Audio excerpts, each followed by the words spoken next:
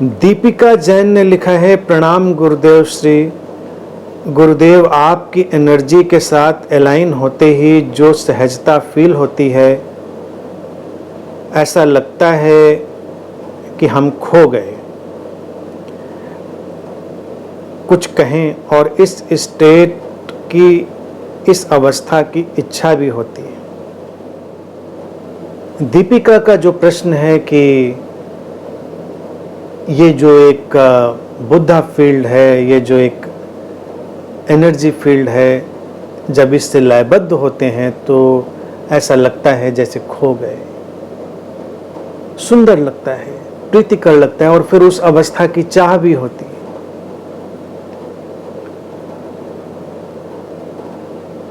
देखो, ये घटता है जब तुम खुलती हो, ग्रहणशील होती हो, या कोई भी जीवन में खुलता है, ग्रहणशील होता है, तो स्थान और समय के परे हम उस अवस्था से लयबद्ध हो जाते हैं। हर व्यक्ति यहाँ पर चेतना का एक अलग अलग ढंग अपने साथ कैरी कर रहा है। तो जो यहाँ पर घट रहा है, तुम उसके साथ लयबद्ध हो जाते हो। तुम्हें अपने मिटने का एहसास होता है और तुमको इससे एक परितृप्ति मिलती है, क्योंकि अपना जो हमारा एक स्यूडो सेल्फ है, जिसे हमने अपना माना है होना, वो हमारे ऊपर एक बोझ की तरह खड़ा हुआ है। हमारी अपनी आइडेंटिटी हमारे ऊपर एक भार बन गई है। तुम मेरे साथ जब बैठते हो, सुनते हो, थोड़ी देर के लिए वो आइडेंटिटी तुम्हारी विदा हो जाती, वही तुमको खींचता है और वही तुमको लगता है कि खो गए। क्योंकि जब पूरे स्पेक्ट्रम के साथ, द्वैत के पूरे फैलाव के साथ तुम कहीं उपस्थित होते हो, तो अद्वैत घटता है। तुम इस क्षण न ज्ञानी हो न अज्ञानी हो, इस क्षण न तुम साधु हो न असाधु हो, न ध्यानी हो न गैर ध्यानी हो। इस क्षण तुम जब सुन रहे हो और उस सुनने में तुम्हारी पूरी बीइंग, तुम्हारा होना शामिल हो गया है। तुम न स्त्री हो न पुरुष हो, न तुम युवा हो न वृद्ध हो, सारे द्वैत से पार, बस होना मात्र। ये होना मात्र जब घटता है तो इससे ज्यादा आकर्षक और कुछ नहीं होता, और इससे ज्यादा जीवन को स्वास्थ्य देने वाला भी और कुछ नहीं होता। तो घटता है, इसका स्वाद मिलता है, इसकी झलक मिलती है, ये शुभ है, उसका स्वागत करो। और अपने मन की उस पुरानी जो चालबाजी है उससे सावधान रखो कि जब वो उसकी और इच्छा करता है, और इच्छा करना भविष्य में धकेलता है। वो मन तुम्हारे लिए एक भविष्य का निर्माण करता है कि अब और होगा, यानी कि जो है वो पर्याप्त नहीं है। और की आकांक्षा में क्या परेशानी है? कोई परेशानी नहीं है। लोग लगता है कि हाँ और होना चाहिए, तुमको सुख मिला तो और मिलना चाहिए, तुमको शांति मिली और मिलना चाहिए, तुमको आनंद मिला और मिलना चाहिए। तो यूं देखें तो और में तो कोई समस्या नजर नहीं आती, लगता है ठीक है भाई, और में क्या समस्या है। लेकिन और में एक तकनीकी समस्या है। जैसे ही तुम्हारा मन ये मोर, इस और को क्वाइन करता है तुम्हारे सामने, वो तुम्हारे लिए भविष्य का निर्माण कर देता है। यानी कि और तो भविष्य में आएगा, ज्यादा तो कभी बाद में आएगा। तो फिर ये क्षण, इसकी जो शार्पनेस है, इसकी जो इंटेंसिटी है, इसकी जो डेप्थ है, इसकी जो तीव्रता है, जो गहराई है, वो सब धीरे धीरे खोने लगती है। तो प्रारंभ में जो तुमको ऊपर खींच लेने का माध्यम बन रहा होता है, धीरे धीरे वो मंद पड़ जाता है, क्योंकि तुमने भविष्य में फेंक दिया कि भविष्य में फिर कुछ और होगा। इसलिए अपनी इस इच्छा को निर्दोष इच्छा मानो, उसमें कोई लड़ाई लड़ने की जरूरत नहीं कि उस अवस्था की और चाह होती, लेकिन उसको समझकर उसको गिरने दो, उस चाह को गिर जाने दो, और वर्तमान में जो है, जो इस क्षण में है, उसमें पूरा डूबो, उसका स्वीकार करो और उसमें आनंदित हो। अगली अवस्था जो लाएगी सो लाएगी, उसका क्या और हमको चाह का फैलाव करना। फिर जरा आसमान के चांद को देखो, पूर्णिमा का चंद्रमा आया, बड़ा खूबसूरत। तो हम चाहते हैं कि बस टिक जाए, 2-4 दिन तो टिका रहे, 2-4 दिन बस जरा इस चांदनी के नीचे थोड़ा हम सेलिब्रेट करें, उत्सव मनाएं। लेकिन वो तो एक दिन आता है और आते ही अगले दिन से ढलना शुरू हो जाता है। लेकिन इस आश्वासन के साथ ढलता है कि वो फिर आता है, और इसीलिए वो पूर्णिमा इतनी रहस्यमयी, इतनी खूबसूरत, इतनी आकर्षक हो जाती है। और अगर हम उसके इस उतार चढ़ाव को समझ पाएं तो हर लय उसकी खूबसूरत है।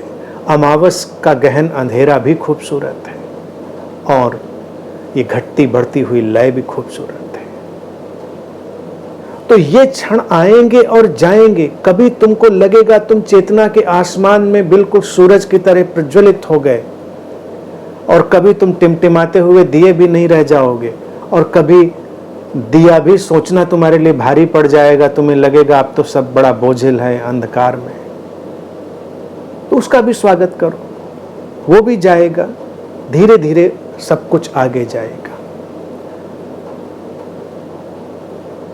तो जब तुम मेरी इस प्रेजेंस से जुड़ोगे तो तुमको शांति का वो गहरा तल अनुभव में आएगा जो इस द्वैत के परे है।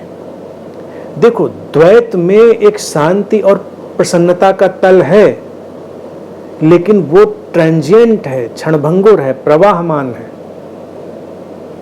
क्योंकि ये अभी आया और तुमको लगता है ये जाएगा, तो हम अशांत हो जाएंगे, हम अप्रसन्न हो जाएंगे। तमाम लोगों को लगता है, इसलिए तमाम लोग बिना बात के, कई बार अतीत में बड़ा अनुभव रहा, 25 साल से लोगों से बोलता हूँ, लोग मुझे सुनते सुनते खाम खा मुझसे नाराज हो जाते हैं। मैं बड़ा इस गुत्थी को लेकर मैं खुद उलझन में रहा। मैंने कहा क्या समस्या है भाई, अच्छा भला इंसान मेरे साथ जुड़ा था, सुन रहा था, खुश था, और नाराज। वो नाराजगी का कोई कारण भी नहीं उसके पास, नहीं नाराज है या कुंठित है या किसी फ्रस्ट्रेशन में है, किसी न किसी चीज में वो होता है, चला गया नकारात्मकता में। उसमें ही ये चाह जो है ये समस्या खड़ी करती। क्योंकि जब वो जुड़ा तो अचानक उसको लगा कि वाह सब बहुत अच्छा है, हम तो बस इनलाइटेंड हैं, हमारे अंदर तो प्रसन्नता, शांति, जो ये बातें रोज रोज दोहराते हैं, समस्वरता, प्रेम, सब भरा हुआ छलक रहा है। और फिर कुछ क्षण छलकता है, या कभी मेरे साथ है तो छलकता है, और थोड़ा दूर जाता है तो लगता है कि हिला के देखता है बर्तन, कहता अब तो निकल ही नहीं रहा, वो अभी तो छलक रहा तक गया। तो उसको लगता है कि ये जरूर इन महाशय की कोई कारस्तानी होगी, कोई मैजिक होगा, जो उतनी देर के लिए तो वो पैदा हो जाता है, बाद में सब गायब हो जाता है। तो उसको फिर फ्रस्ट्रेशन होता है।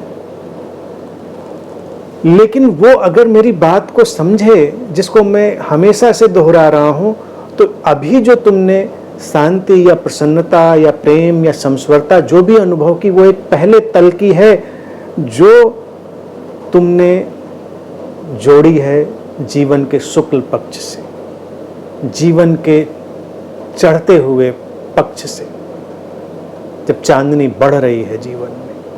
और एक शांति, एक प्रसन्नता, एक प्रेम और एक समस्वरता है तुम्हारे स्रोत की लयबद्धता से।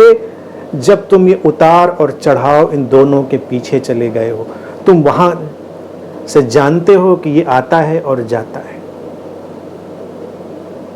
ठीक है, तुम समझ गए इस बात को। अब तुम्हारा आग्रह नहीं है कि ऐसा होना ही चाहिए, ये चमकदार जो लम्हे हैं ये तुम्हारे साथ हमेशा होने चाहिए। कभी नहीं होते तो कोई बात नहीं, कभी तुम अचानक बुद्ध हो जाते हो, कभी तुम अचानक बुद्धू हो जाते हो। बुद्ध हो गए तो तुमको लगता है ये अचीवमेंट है, बुद्धू हो गए तो तुमको लगता है ये तो पतन हो गया। और जीवन में दोनों चलेंगे, बुद्ध और बुद्धू। एक व्यक्ति एक ही समय में बुद्ध भी होता है, एक ही समय में बुद्धू भी होता है। एक फेज में उठा, बुद्ध हो गया, दूसरे फेज में वो गिरा। अब बुद्धू कोई नकारात्मक नहीं है, नकारात्मक हम मानते हैं। जैसे कई क्रिएटिव लोग इस चीज से जब दो चार होते हैं तो बहुत फ्रस्ट्रेट हो जाते हैं, इसीलिए ज्यादातर क्रिएटिव लोगों को तुम देखोगे वो नशे वशे का शिकार हो जाते हैं। अब वो नशे का शिकार होकर क्रिएटिव लोग हैं तो नशे की शायरी और कविताएं और सब वो भी गाने लगते हैं। इसीलिए किसी की नशे वशे वाली शायरियां उसमें यकीन मत करना, वो सब डिस्टॉर्शन है, वो सब विकृति है। चाहे वो उमर खयाम गाएं, चाहे गालिब गाएं, चाहे कोई गाए, क्योंकि अब क्रिएटिव लोग हैं तो करेंगे उसको। अब क्यों नशे के शिकार हो जाते हैं? क्योंकि सृजनात्मकता भी, तुम्हारा क्रिएटिव फेज जो है वो भी हमेशा नहीं रहता, आता है और चला जाता है। लेकिन जब चला जाता है तो वो उनको बहुत विचलित करता है, क्योंकि अब ये कहाँ गया, उसको खोजना है, उसको पकड़ना है। और जब उसको पकड़ने की वो बहुत जद्दोजहद करते हैं तो सबसे ज़्यादा कुंठित हो जाते हैं। अगर वो इंतज़ार करें तो फेज वापस लौटेगा और सुंदर होकर लौटेगा, लेकिन उसी उतरते हुए फेज में, उसी घटते हुए चांद में वो खो जाते हैं, भटक जाते हैं। जीवन का एक ही नशा नहीं, तमाम नशे के शिकार हो जाते हैं। तो सृजनात्मक लोग इस कुंठा में पड़ते हैं, हर व्यक्ति इस कुंठा में पड़ता है। प्रेम के क्षण हैं छलकते हुए और प्रेम के क्षण हैं ठहरे हुए। प्रेम का छलकता हुआ जो क्षण है वो हमको अच्छा लगता है, लुभाता है, क्योंकि छलकाव हमको पता चलता है। और प्रेम का वो क्षण जो ठहरा है, अब छलकता नहीं, वो हमको पता नहीं चलता, तो वो हमको थोड़ा परेशान करता है। इसीलिए हम जब प्रेमी और प्रेसी वाले झमेले में पड़ जाते हैं या परिवार में प्रेम के उस झमेले में पड़ जाते हैं तो एक दूसरे को कोंचते रहते हैं परमानेंट, लगातार। लोगों का यही एक काम बन जाता है। अब वो छलक नहीं रहा है, प्रेम का वो छलकाव नहीं है, तो छलकाव हमेशा थोड़ा ही होगा, आएगा जाएगा, कभी छलकेगा कभी नहीं छलकेगा, कभी वो रोशनी तुम्हारे पूरे होने से झलकेगी, कभी नहीं झलकेगी। तो ये ध्यान रखो तो सब सुंदर रहेगा, ये अलाइनमेंट चलता रहेगा। और मेरे साथ होने का जो अनुभव है वो कभी मिटेगा नहीं, तब जब तुम उस द्वैत के पार की शांति को, उस द्वैत के पार की प्रसन्नता को जान लोगे, जो कि एक गहरी स्थिरता की तरह है, वो डीप इनर स्टिलनेस की तरह है, जहाँ से सारा बदलाव देखा जाता है।